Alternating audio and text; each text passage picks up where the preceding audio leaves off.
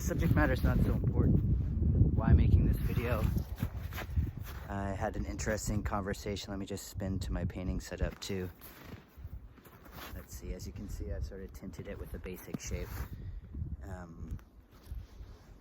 But why I've sort of had this, or the impetus to do this, has a lot to do with the conversation I had with Nancy McNabb on Instagram, and her commenting on one of my last paintings and struggling with the dichotomy between humanity and nature.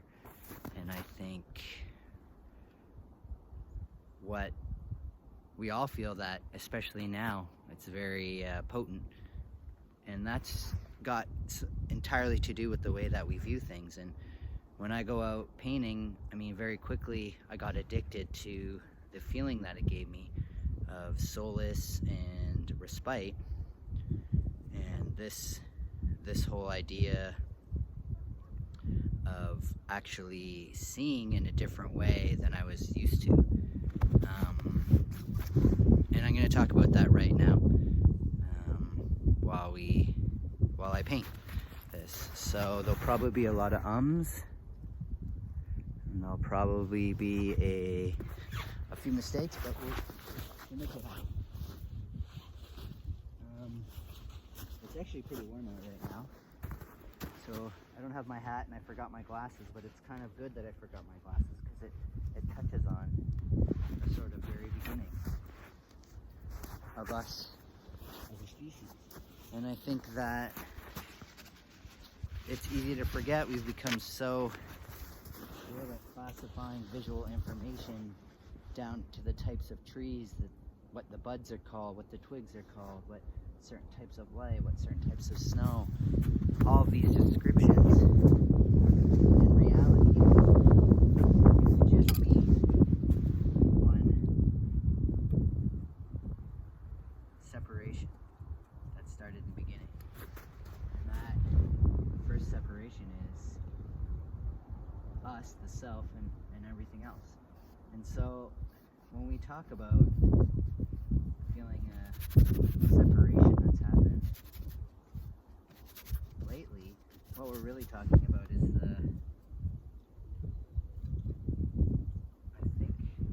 what's the right word I'm looking for,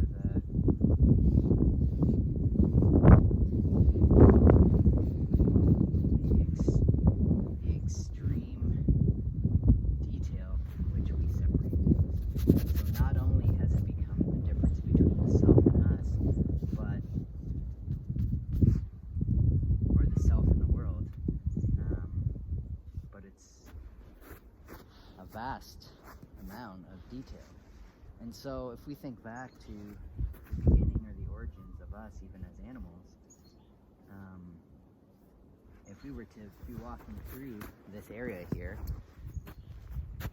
what we'd be looking for is either something that was dangerous or something that would be beneficial, either whether that's food or shelter or our tribe or whatever else it is. We'd go towards that, and if it was something like a bear or a bobcat or another dangerous species, we would steer away from that or stay clear of it. And this over time has become exponentially more detailed. And as you can see in my underpainting here in magenta,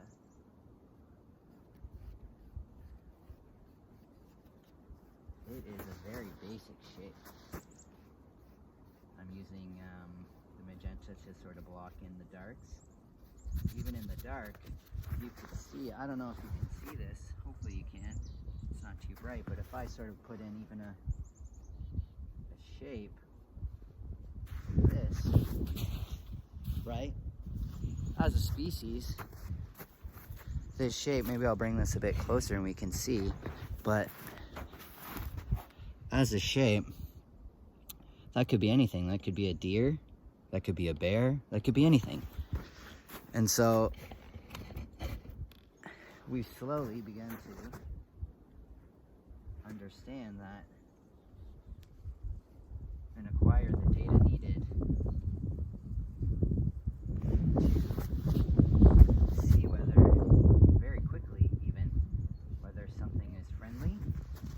we look at this shape here, I've just put in, obviously it's not there in the landscape, but if we put that shape in, you can see that looks like a friendly human being, right? And then I can change that very, very easily to something that's dangerous, or what we would deem dangerous, right? Just by a few strokes. Look at how much more ominous that shape's become. And if you were to see this, if we can imagine this being the shoulders or the silhouette of something coming from the woods, right? And that's something over evolution that has been a safety mechanism. And so this separation that we feel has been so ingrained in us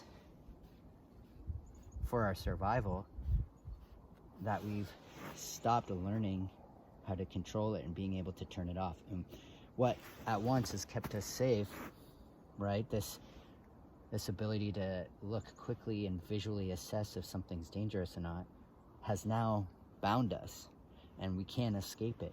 And I feel like the great joy of painting from life or drawing from life is in the fact that we are able to gain some sort of control. I'll say to you that it's not amazing control that I have, but I'm not so much a slave to it as I once was. Just sort of blocking in. I hope that's clear. It makes sense. I mean, if it's not, definitely reach out and would love to discuss it some more with you, but just sort of get rid of that shape so we don't keep looking at it, right? And now it's become closer to this nondescript landscape. And so we do these things, obviously and she sort of made a comment on how urbanization has ruined us. I'll post a comment to see if she's okay with it. But she made this comment that urbanization has been the end of us. Just switching brushes here to looks like a size 4 filbert. And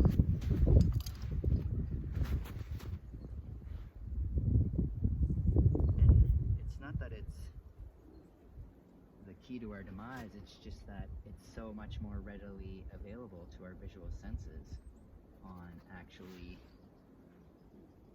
what we can look for. I mean, we want to do this. It's not like this is against us or it's against our will. We actually want to find out and really identify what we're after. So when we're in nature, we experience this peace because it gives us a break from the myriad of things to identify, right? It's very easy to let your sort of gaze go wide when you search for the horizon. You get that sort of peace, that respite from identifying. Okay, I think I'm gonna block in enough philosophy here and try to make some sort of sense of this painting. And sort of capture what it is I was after. Okay, I'm gonna need that big brush. Okay.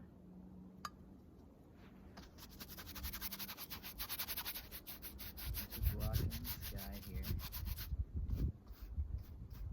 This sort of magenta-y mix. And I've really been focusing on staying away from accuracy and keeping the freshness in the paint, and letting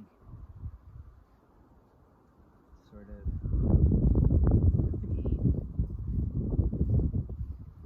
what it's supposed to do. And worry about the accurate stuff when I get home. I can punch in more detail when I need to. Really what I'm after is the color.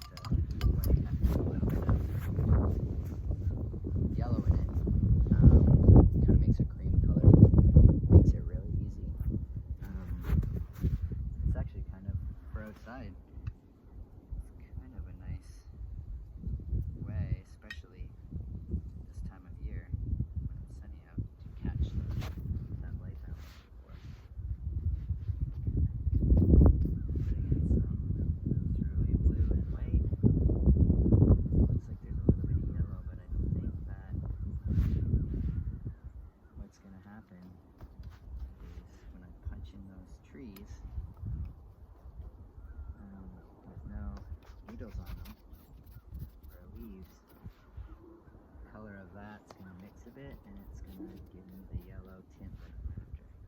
And you can see, I mean, if we look at this area here, haven't really gone over the strokes very much.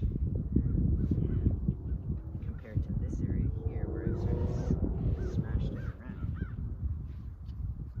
the color has become muted and dull. And that's what I mean by freshness. It's tough to really let go of that, because I am quite a manic painter, and I love pushing the paint around. That's one thing I really like about oil.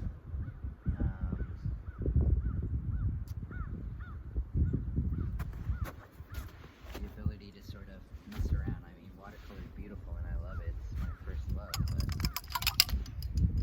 you really have to be delicate or else paper's ruined. Okay, I'm gonna try to, normally I've got my green on the palette, phthalo, turquoise, but I've gone with the emerald because I want to get to know it a little bit better. And also, it's a bit warmer, so I've mixed a bit of phthalo. And I'm going to try to give a nice sort of warm shadow to the scene. Like it's intuitive to sort of describe the plane of snow.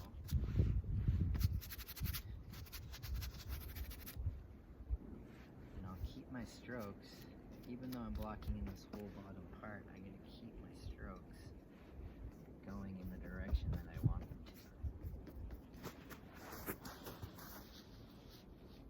And the thing about working quick is you can't get in your own way.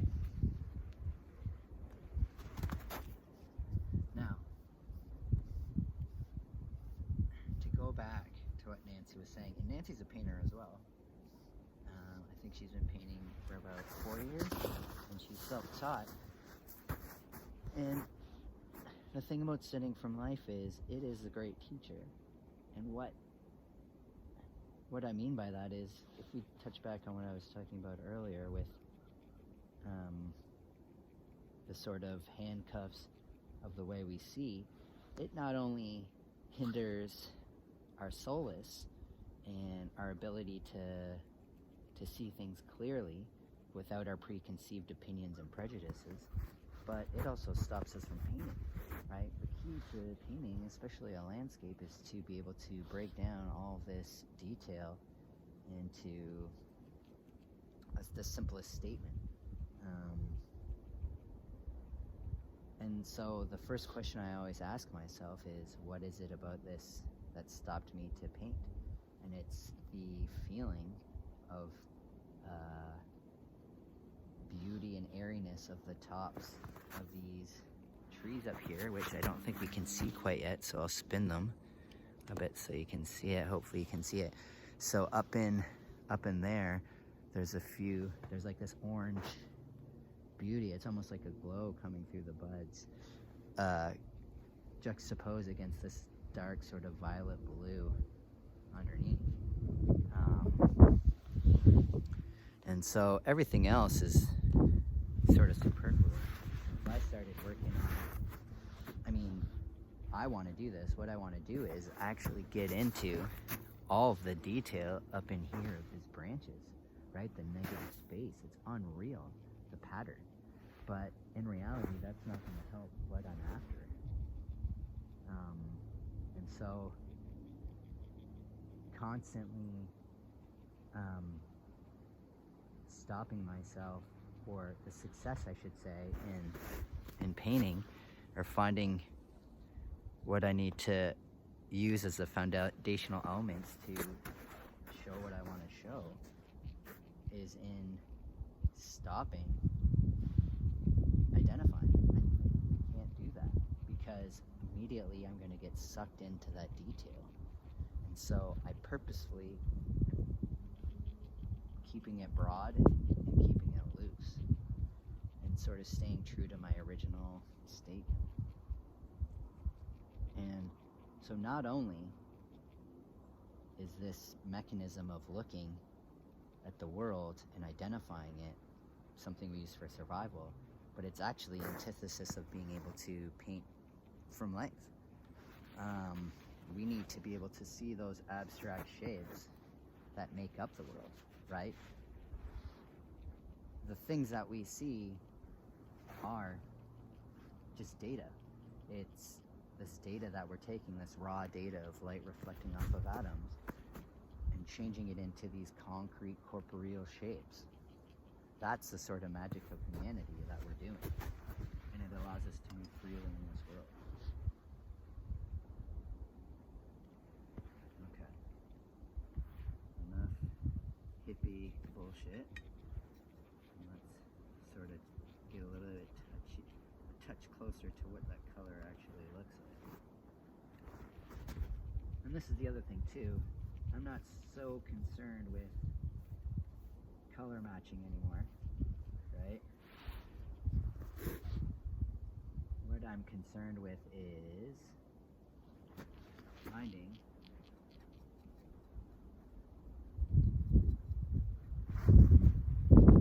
the best color relationships that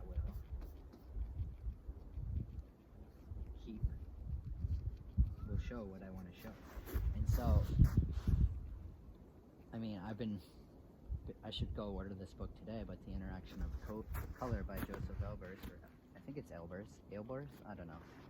The Interaction of Color, and it basically talks about how colors react differently depending on what they're beside. And, oh, isn't this interesting?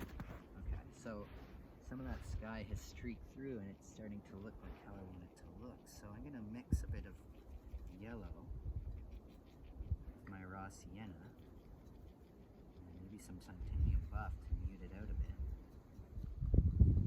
I'm going to very gently put in some dollops here, titanium buff. And hopefully, what that's going to do is when I come back with the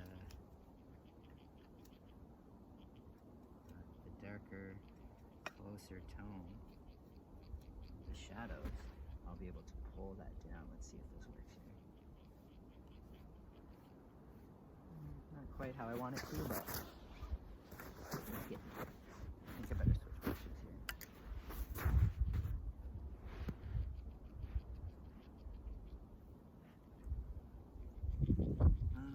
I also feel like I need to switch my palette up a bit, but not the actual color, but the palette itself is a little bit too small for me. I like to work a bit bigger, and I feel like this one, I just end up getting too messy too quick.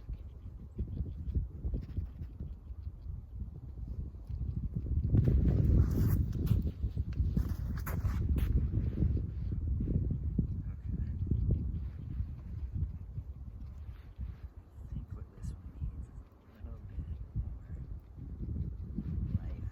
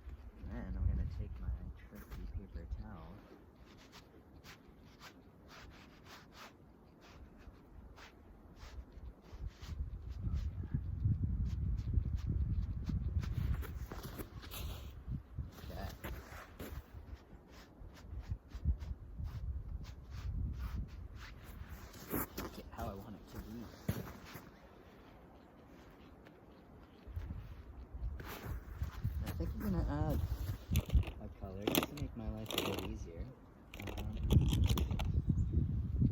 I have a choice. You know what? I don't normally do this, but I'm gonna add Gamblin's Chromatic Black. Just because Chromatic Black is made up of phthalo emerald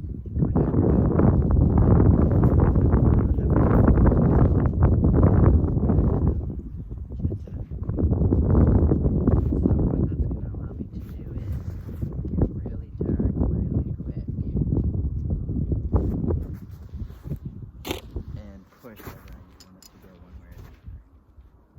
I want it to be a bit more warm, right? So I can add. So what this is going to do is give me the opportunity to really push. So maybe just to capture some of that blotchy, just going to smear it a bit.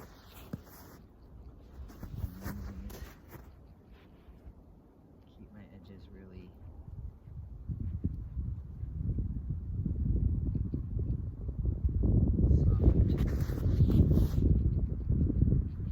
Hopefully this works out. I mean, the other day I went and did a painting and didn't think it worked out, but the study that I got really helped me. I made it bigger. Really had a lot of life in it. This is kind of what I'm talking about right here. There's this like in between color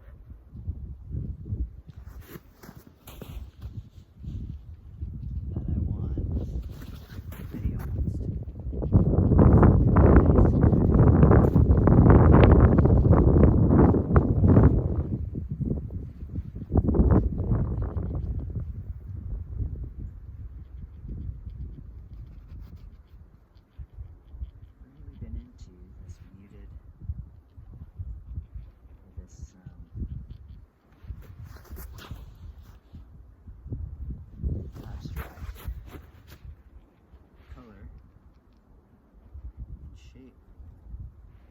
Theory and pushing it into a really organic realm. I mean, I started to really hone in on these ideas using the city, and the stark contrast is really easy of buildings, of human-made items, of humans themselves. It's really easy to push the boundary.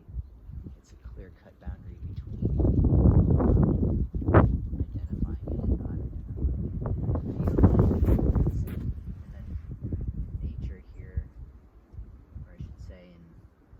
like a forested landscape where it's all organic, it's a bit harder to keep that anchor of representational or being able to identify what it actually is that you're after. So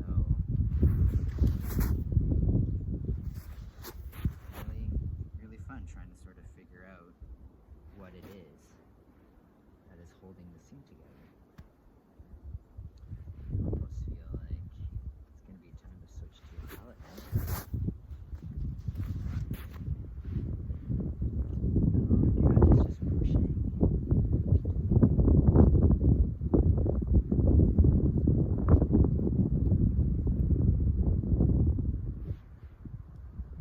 Pushing the colors and shapes until they get to the spot where I'm happy with them.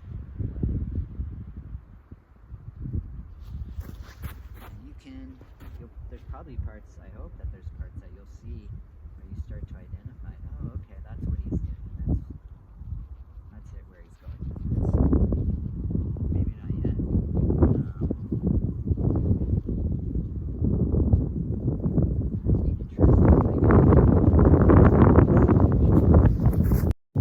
Where I'm talking.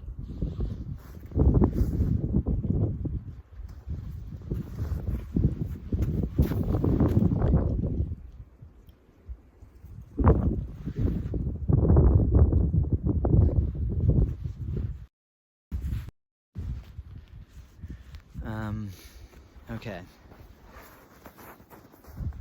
Getting really happy with this here. This is really coming together. And so I've maybe been painting and talking for 30 minutes, and it's already starting to sort of take shape with how I want it to take shape. The lights changed a little bit. Shadows haven't really moved too much, and they're fairly simple. Essentially, just to sort of give you a basis on where I'm at, I'm going to just throw in a few pieces of white paint so you can see that if I add in this idea of the ground, immediately starting to give the feel. Too much though. Okay. And I'm gonna take my chromatic black and mix it with a bit of that phthalo emerald. Try to get a bit of this left-hand side.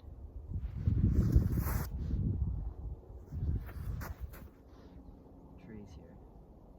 It's horrible that I haven't started identifying trees a little bit better, but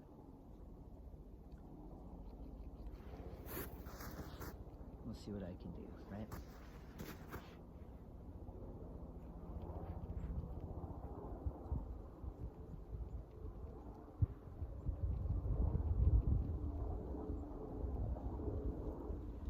Now I hope that wasn't too confusing about what I was talking about.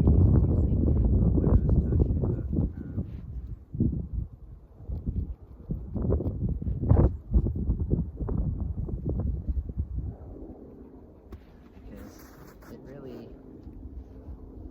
if you've been drawing or started to draw or learned to draw, it's essentially what you're doing. When a drawing works out, it's not that your skill is improving, you're obviously, the skill that's improving isn't your ability to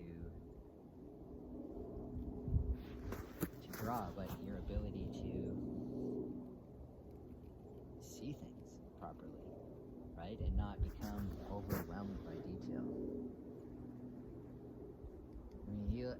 If you look at any online tutorial, people painting, that are pushing the boundaries, especially, I think it's Josh Clare I was looking at this morning. He's such a fantastic painter.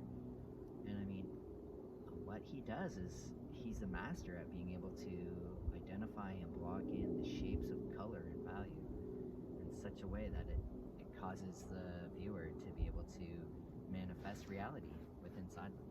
And that's, especially if you're after representing life of any form, that's essentially what we're doing, is trying to evoke in the viewer, using shapes of value and color, the magic, right? The magic of humanity, taking these abstract shapes, this intense amount of data, and putting it into compartmentalized form. And that's why, it took me a long time to figure this out, but that's why it's so important before you start a painting to ask yourself, why is it that you're painting this? What are you after, right? Because if you're after a super realistic painting, you're going to approach it different than if you're after, say, what I was talking about, where this dichotomy of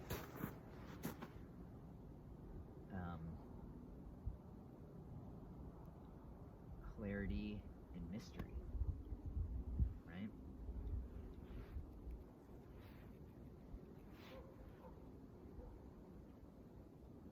And to be honest with you, I'm quite surprised that nobody's come across me here.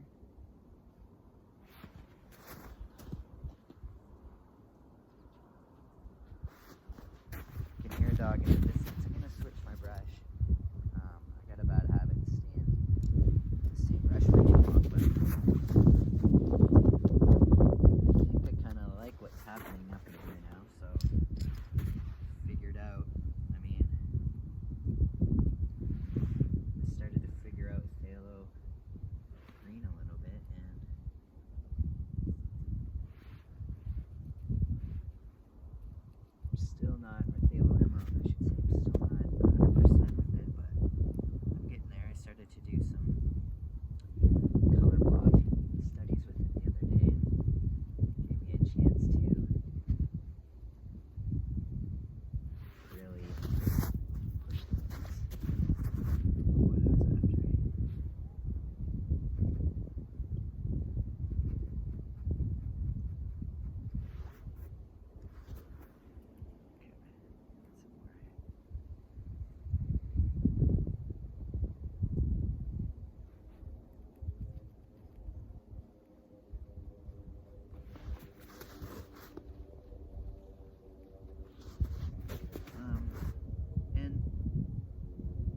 say this to you too, as if people are considering painting or drawing.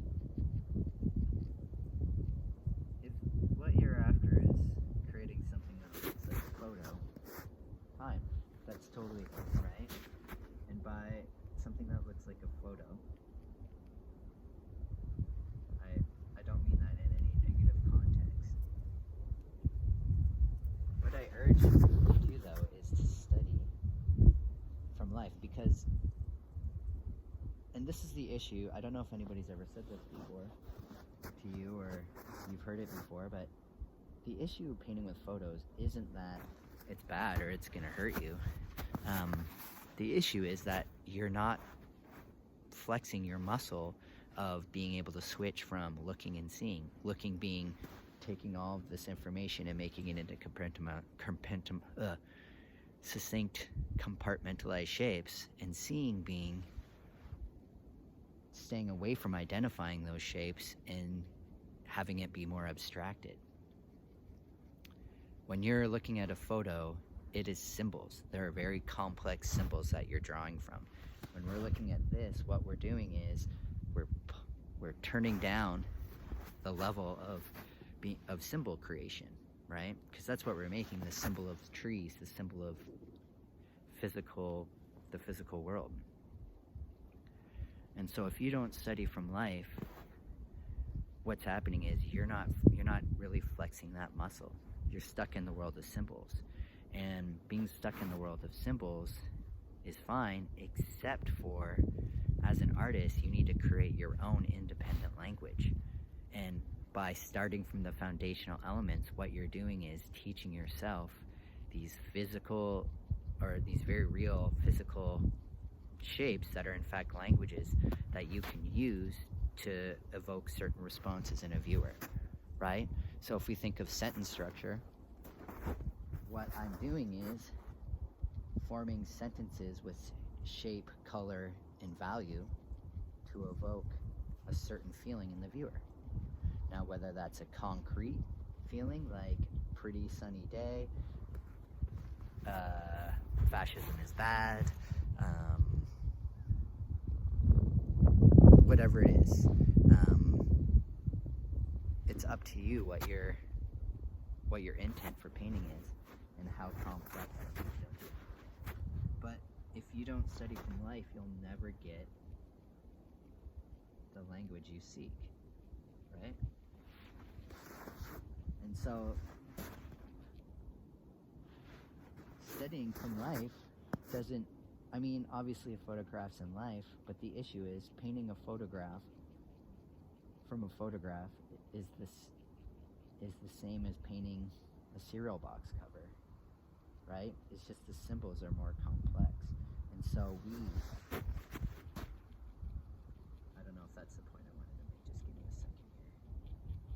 I'm gonna try to punch in sweet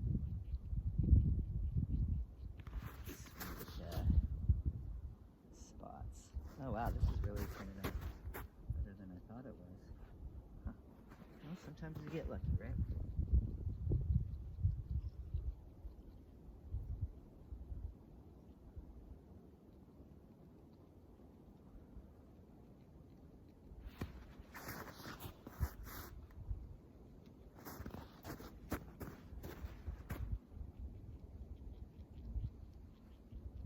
So what I'm starting to do now is I'm able to solidify shapes a little bit more.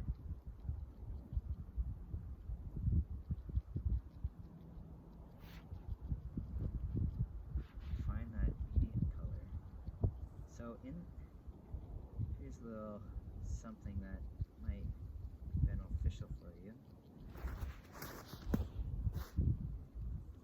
that I found really tough a lot of the times, was when I was painting the negative space between, let's say, the sky.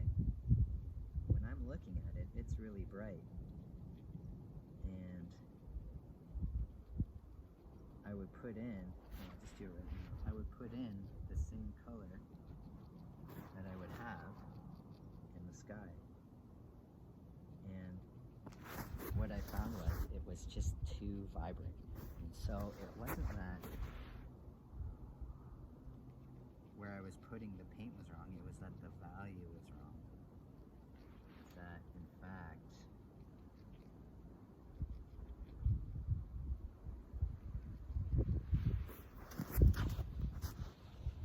I was putting in too much saturated.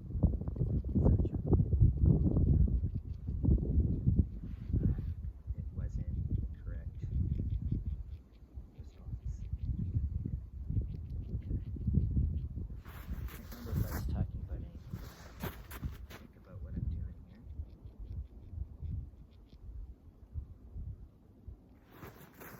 And it should be noted that language is formed, and I mean, this is the issue, I think, too, with us understanding each other, is that language was in fact formed through this dichotomy, right? The syntax that we use to describe the world and each other is based on the differences, right? Being able to separate things.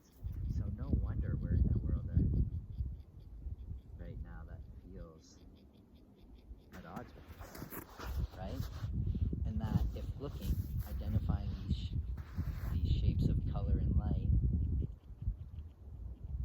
is based in dichotomy, our language, the way out of the issues that we feel in this world of separation and dichotomy is through the way that we deal with seeing. So unity in itself, there is no language in unity.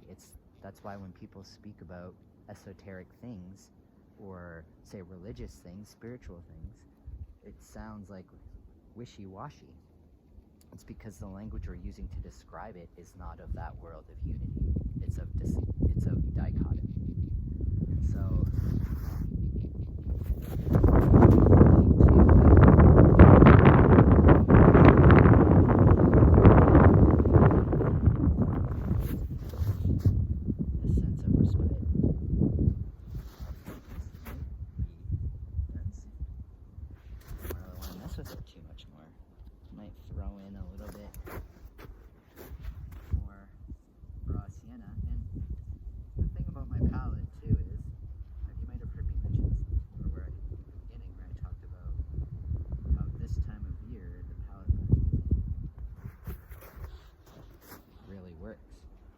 time of year, every season really has a certain palette that you can use for it that really helps or hinders the majority of light that you'll see. And that in the last couple of weeks, it's really just changed. I remember working with Nate at Escape Designs, his landscape construction company, which is where I sort of started drawing from life a lot on my breaks. Talked a lot about purple, the purple of autumn in southwestern Ontario. And that, I mean, this autumn you're going to notice, maybe you notice, that everything sort of has this purpley hue. Well, he just sort of, by the nature of being outside, his whole life working, has figured that out. And he didn't even need to paint, right? So this type of seeing or viewing or understanding the world, it's not really based in painting. Painting is a tool that you can use to control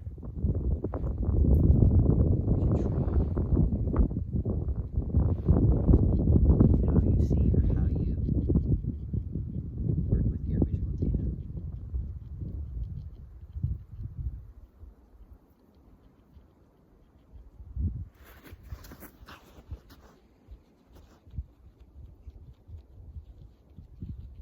Okay, where are we at right now?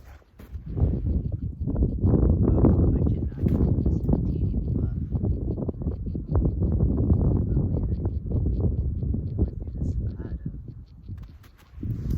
just using the base primary colors, but I tell you what, this titanium buff with this small palette is really making life easy.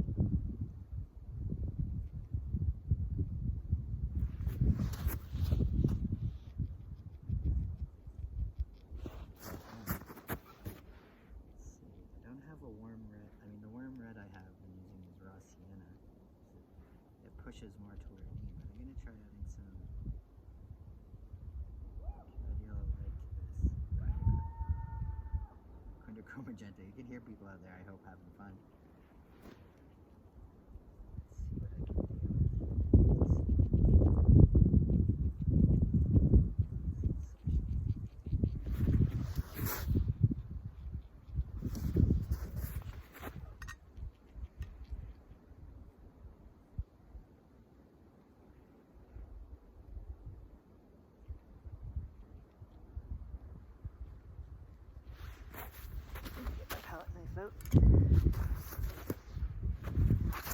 Just this one here. Okay, I might be wrapping up a little bit. I feel like Christy's at home and we're gonna have some fun today. Too. Might go for a walk. And maybe we'll go bowling. She kicked my ass last time I bowling, so pretty normal. She kicks my ass at a lot of things, but that's okay. So it's nice. Yeah, she's at home cleaning, and she was okay with me coming up and doing this little video. To be honest with you, Nancy, it's just I wanted to reply more to your comment, but it's tough on Instagram, and I hope that this sort of inspires you a little bit and that gives you a different way of looking at things.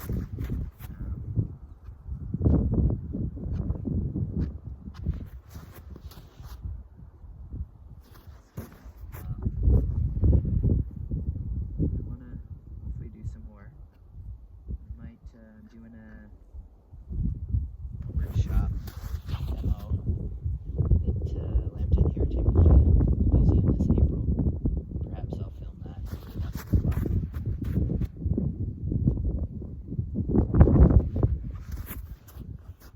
Yeah, this is. We were out here the other day, Christy and I, and this is exactly what I was looking for today. This is amazing. Okay, getting a little too warm in those front leads. I don't want it to compete as much with that, so bring in some muted purple maybe. Scrape that off, maybe more some titanium buff.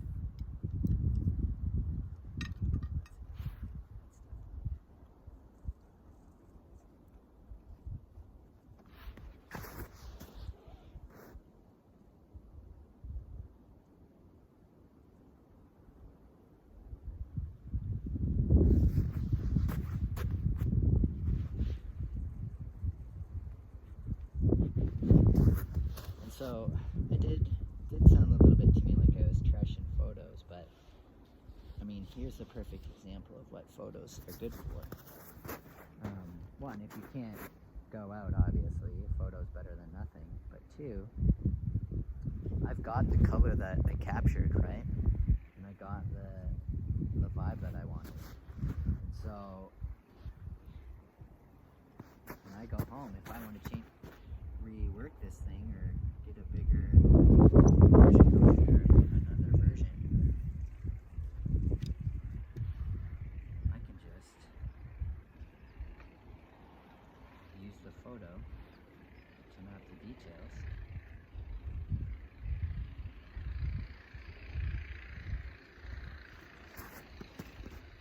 And have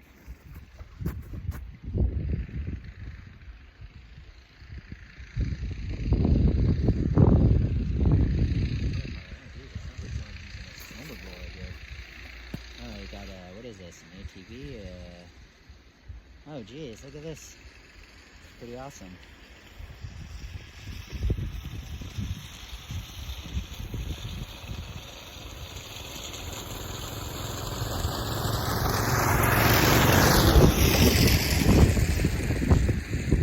God, I hope you guys saw that. That was pretty amazing. Motorized dog sled. Oh man, looks like I would have stopped and talked, but I'm sure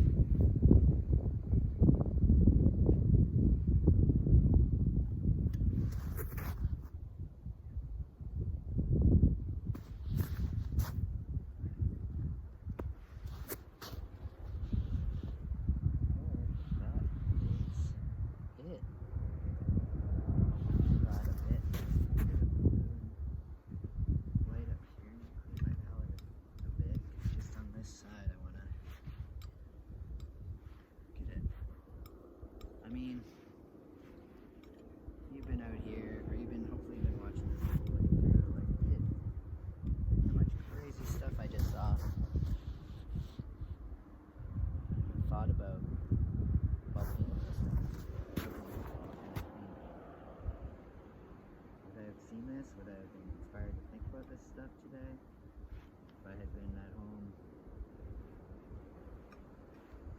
watching, listening to YouTube videos and pulling reference photos off the net? Probably not, but I mean, I think a lots of good stuff there too. It's good to switch it up. So, you feel like you're stuck and you don't know what to do when you're painting or you're drawing there. Feel a bit lost. This is the answer. Staying fresh.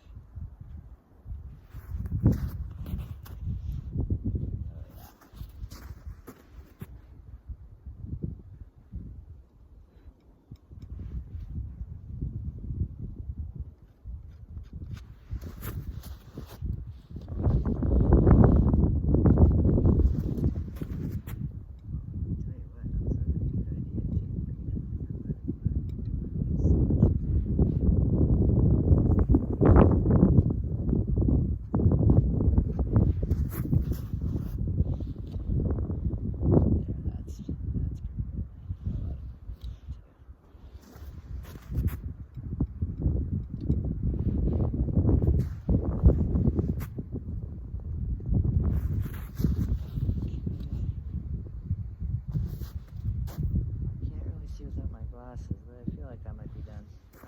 Alright, thanks for hanging out. Hopefully this video worked out.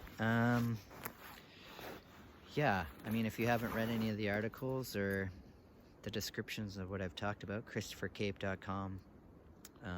Got under notes from the field, there's all of the articles, basically what I've been talking about right here, but a bit more succinct. Or you can visit my Instagram page, Christopher Cape. Yeah. Hope everybody has a great Saturday. Peace.